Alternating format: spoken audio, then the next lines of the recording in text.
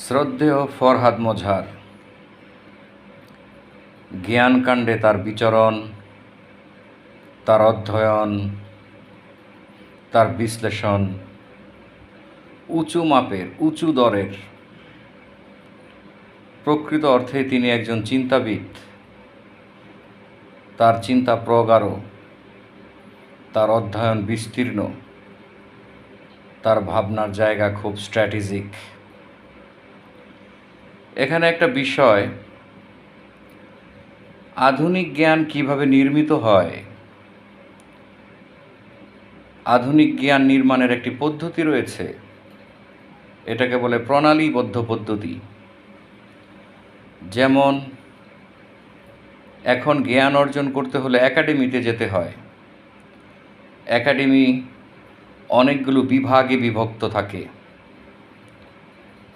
প্রতিটি বিভাগে স্বতন্ত্র বিষয় পঠিত হয় এবং সেখানে যেসব গবেষণাকর্ম পরিচালিত হয় সেগুলো প্রণালীবদ্ধ পদ্ধতিতেই হয়, যেটাকে বলে থাকে রিসার্চ ম্যাথোডোলজি। এবং জ্ঞানের এই যে বিশেষীকরণ, এক একটা একাডেমিক ডিসিপ্লিন এক একটা বিশেষীকরণ।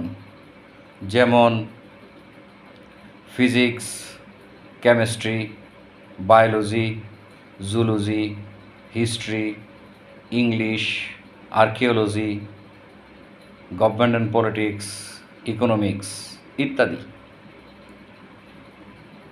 প্রতিটি বিষয় স্বতন্ত্রভাবে একত্রিত হয়ে একটি ফ্যাকাল্টি গঠিত হয়। একটি ফ্যাকাল্টির তত্ত্বাবধানে অনেকগুলো বিষয় থাকে এবং এই যে সামাজিক গবেষণা পদ্ধতির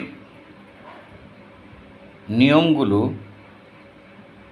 অনুমান, পর্যবেক্ষণ, পরীক্ষণ, সিদ্ধান্ত গ্রহণ, এই প্রক্রিয়ায় এমফিল, পিএইচডি ইত্যাদি গবেষণা কার্য পরিচালিত হয় এবং জ্ঞান নির্মিত হয়। এখানে একটি বিষয়, প্লেটোর রিপাবলিক কিংবা রুশোর দ্য সোশ্যাল কন্ট্রাক্ট, ম্যাকিয়াভেলির দ্য প্রিন্স, টমাস হবসের Two Treatises on Civil Government ইত্যাদি গ্রন্থসমূহ কিন্তু এমন প্রণালীবদ্ধ নিয়ম পদ্ধতিতে পরিচালিত হয়নি বা হয় না। এবং এই কারণে দার্শনিকগণের সেই পদ্ধতিগুলিকে বলা হয় গতানুগতিক পদ্ধতি বা ট্র্যাডিশনালিজম। আর স্বতন্ত্র বিভাগ ভিত্তিতে গবেষণা পদ্ধতি অনুসরণ করে যে আধুনিক পাঠ বর্তমান সময়ে, সেগুলোকে বলা হয় বিহেভিয়ারালিজম।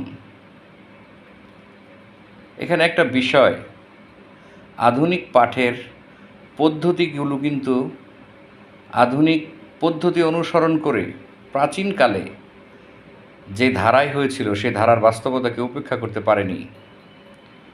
পৃথিবীতে এমন কোনো বিদ্যাপীঠ নেই যেখানে প্লেটোর রিপাবলিক পড়ানো হয় না।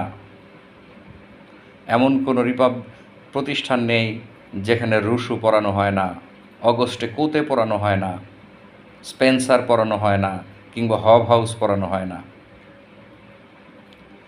এখন ঘটনা কি? যা ঘটে তাই ঘটনা।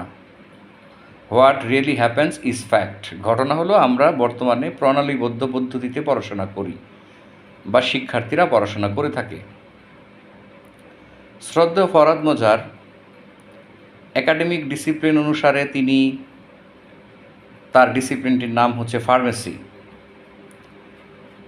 কিন্তু তিনি তার একাডেমিক ডিসিপ্লিনের চৌহদ্দি পেরিয়ে সমাজবিজ্ঞানের বিভিন্ন শাখায় রাজনীতি, অর্থনীতি, কূটনীতি, সমাজনীতি ইত্যাদি বিষয়ে প্রভূত জ্ঞান অর্জন করেছেন এবং তা প্রকাশ করে চলেছেন। বাস্তবতা হলো, ওনার যে প্রকাশ, সেইখানে যারা অ্যাকাডেমিশিয়ান তাদের উপলব্ধিতে অনেক ভ্রান্তি ধরা পড়ে, অনেক ভুল ধরা পড়ে। এটাকে কিন্তু আমি সেই সংকট হিসেবে উল্লেখ করছি যে তিনি অন্য একাডেমির। যেমন আমি যদি ফার্মেসির কোনো বিষয়ে কোনো কথা বলি, তিনি কিন্তু আমার কথা শুনবেন না, বা কোনো একাডেমিশিয়ানের কথা শুনবেন না। ঠিক তেমনি তিনি ফার্মেসির একজন ছাত্র, তিনি সমাজবিজ্ঞানের কথা বলেছেন, আমরা কেন তার কথা শুনব? যেখানে রাষ্ট্র, সমাজ, রাজনীতি সংশ্লিষ্ট বিষয়ে উনি অনেক কিছুই ভ্রান্তি করছেন।